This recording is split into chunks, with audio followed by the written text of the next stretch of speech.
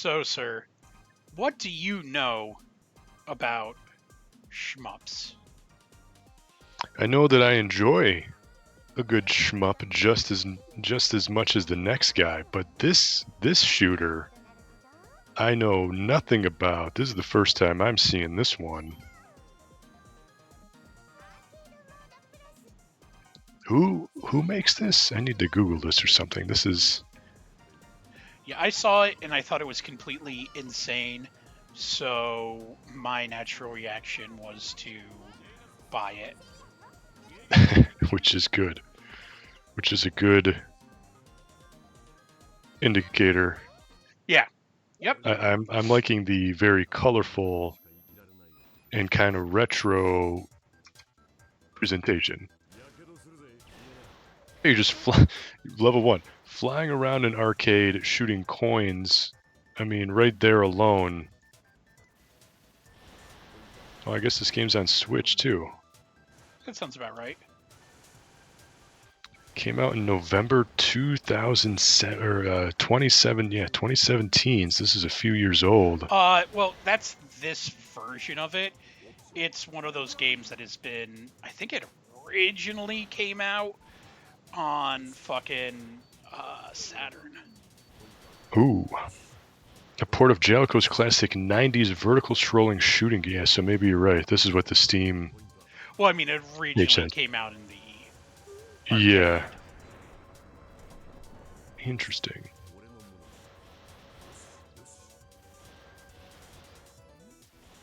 Yeah. This is, it was the most insane thing I could find. And you wanted something wacky today. So we have...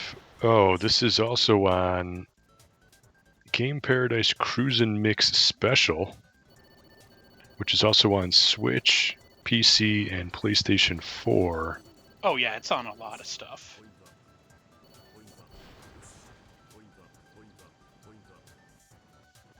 And Steam... So this is a $30 game. It goes on sale all the time on Steam. Okay. And there is a lot of DLC for it. I'm seeing a buy shmup all-star bundle where you get a ton of games for $249.13 right now on Steam. I have most of those games. Oh, there is a bunch of a bunch of DLC. There's $40 worth of DLC. Yeah. Game's $40 worth of DLC. And a lot of that DLC like never fucking goes on sale. Yeah, that's usually how they get you. They get you the base game for pretty cheap, but if you want DLC, that's usually full price.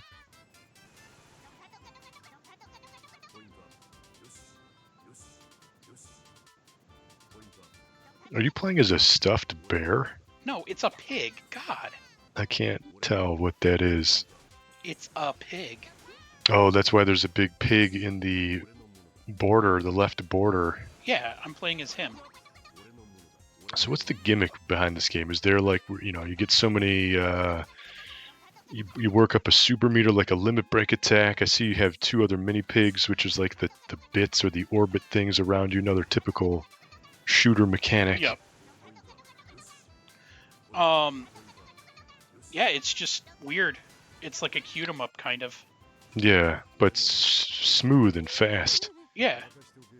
Sometimes I think the cute 'em ups can be slower paced, and they can still be hard, but they're just like not as fast or something. I don't know. Maybe that's just me, but I like the Super Nintendo 16-bit kind of graphics, sprite work.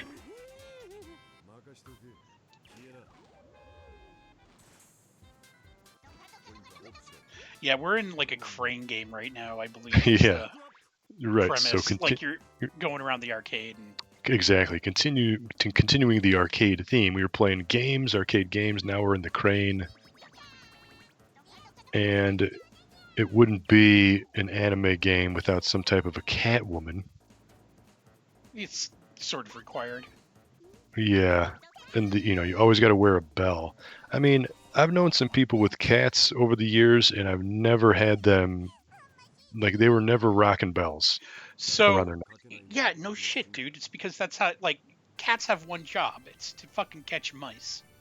I had that And to annoy conversation with my dogs. wife when we fucking first got our cat, and she was like, the cat really doesn't catch mice anymore. And I'm like, you put a fucking bell around its neck, hon. Like, there are fables about, like, the mice putting bells around the neck of cats so they knew they were coming. Like, there's a reason, like, yeah, you put a bell around a cat's neck and the mice hear it. That's the point. Like, I don't know what you're looking for here. And I like how we go from an arcade to the To the extreme next thing that you can go to, which is outer fucking space with shooting, mechs. Mecha. Yeah. But still a pig shooting cannonballs Yeah. with Got a problem with that? gathering tops.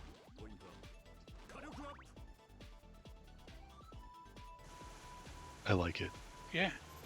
I picked up R-Type Final 2 recently as well. On PC or is that PS4? I got it on Switch. Yeah, I think it's on Switch too, yeah. It's on fucking everything. I mean, most games come to everything at this point. I don't think I played R-Type Final, but does R-Type Final 2 have the problem? Well, it's not a problem, but I just hate when you die, you get one hit, and then you got to go all the way back to the checkpoint. That's what I don't like about R-Type, is it's so unforgiving. I mean, you really got to master the hell out of that game. I'd rather just die and continue right then and there and try to make it to the end. You have to go back to the checkpoint in it. Yeah, see that. That's a series staple though. Kinda. Yes, I mean that's what R-Type is kind of known for, and like that's fine. I mean, I played the shit out of R-Type actually on TurboGrafx 16. That was the version that I had. Played that so much when I was a kid, and I can get up pretty far. I don't know if I've ever beat it, but if I didn't beat it, I definitely know that I got really far. Last level, second to last. Super Nintendo, I beat. Yeah, the Super Nintendo one I think had the crazy slowdown when you were playing it, but probably a lot of launch titles.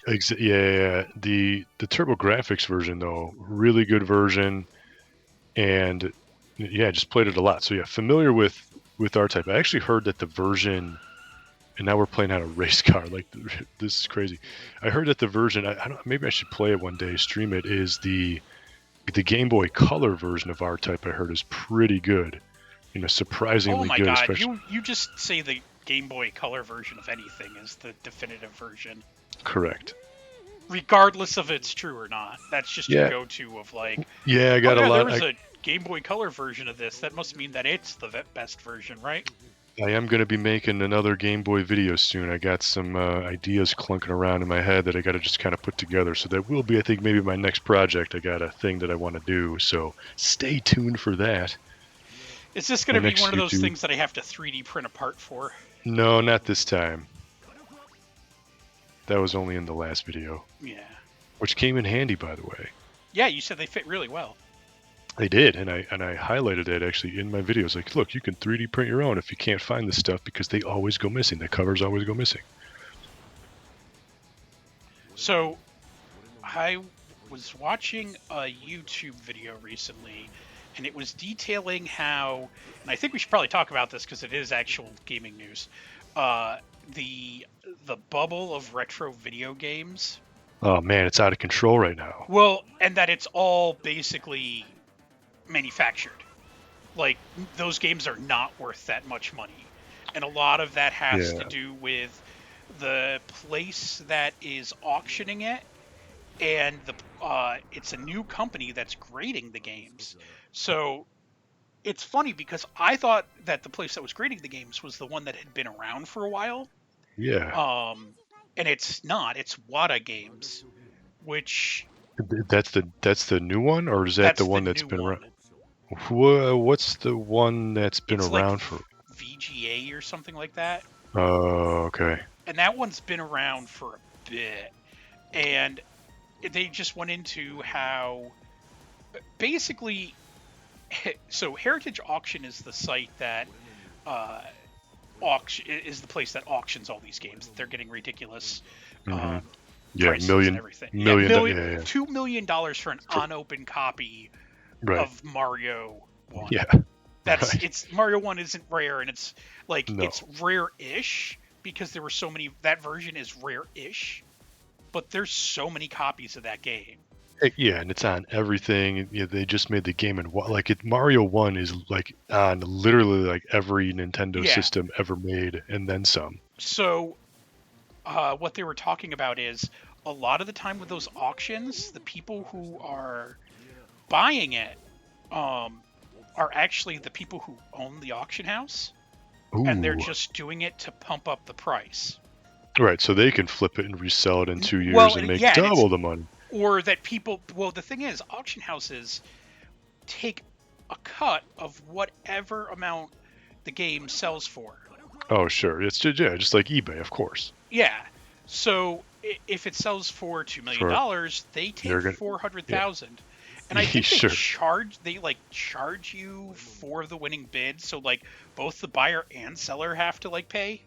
Yeah, It's like, I'm not sure how it worked, but yeah, yeah, I didn't really it's follow got to that be part, something but right, something similar to eBay, yeah, where they just charge you like a flat fee and stuff now. I don't know what the exact percentages, but it is kind of high.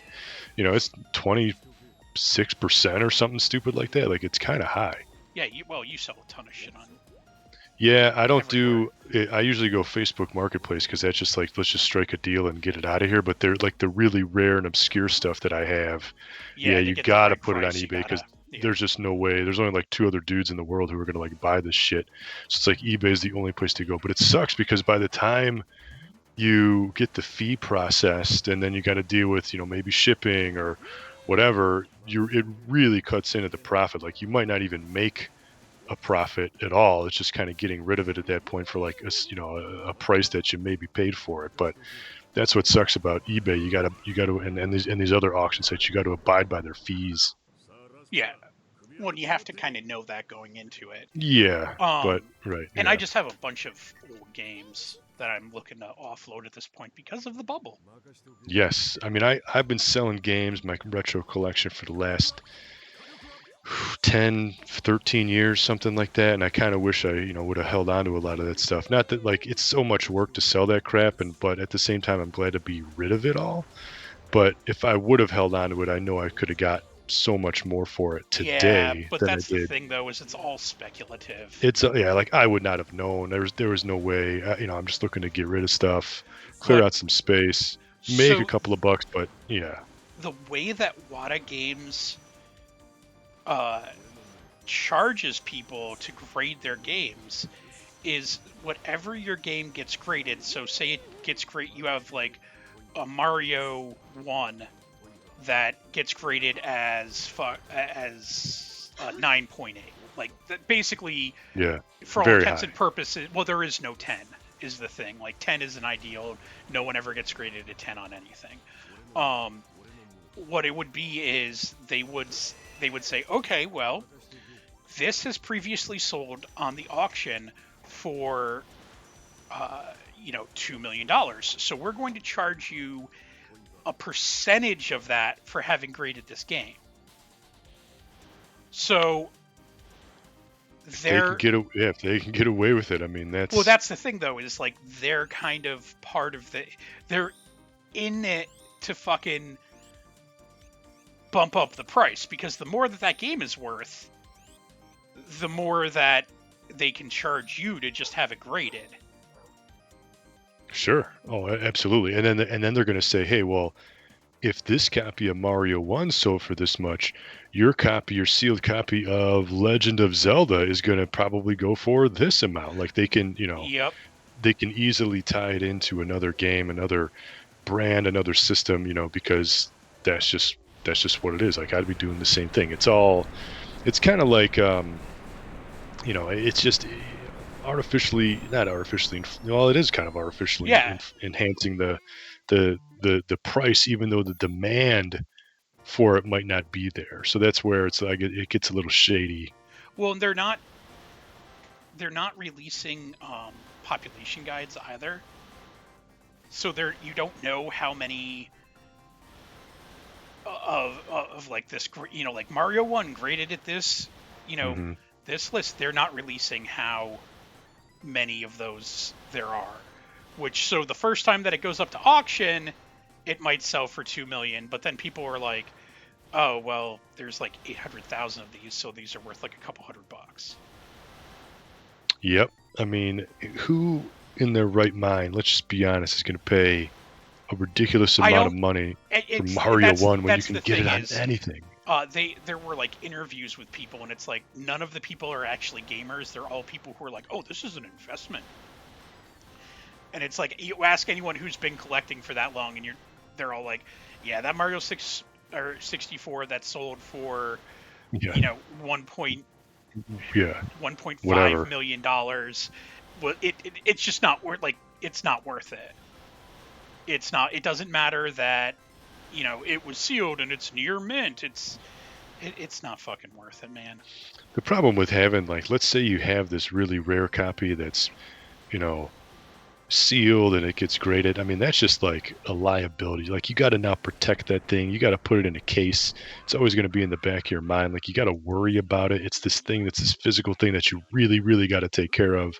Like, that would just cause some stress off to the side, I think, too. So, and if you're buying this thing for $1 to $2 million, it's like, how much cash do you have? Like, do you really want to be collecting games? Like, go buy a yacht or something. Or, you know, a stable investment like stocks. Yeah, anything. Go, you know, better your college education and go buy some schooling. Like, I don't know, like, you could buy anything. Buy stocks. Like, buy $2 million in stocks is going to do you much better. Buy me a burrito at Chipotle. Yeah.